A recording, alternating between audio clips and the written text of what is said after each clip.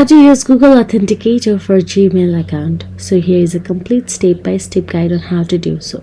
First of all, open the App Store or Google Play Store and simply search for the Google Authenticator. Once you do so, make sure that you have downloaded the Google Authenticator to your mobile device, or simply start the download by tapping on the download icon available right next to it.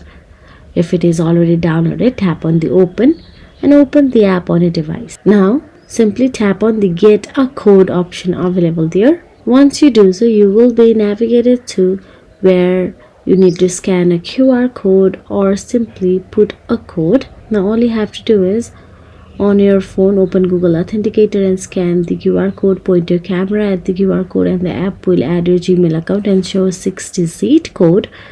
Or you can simply type in the 6-digit code shown for your Gmail, and that will be.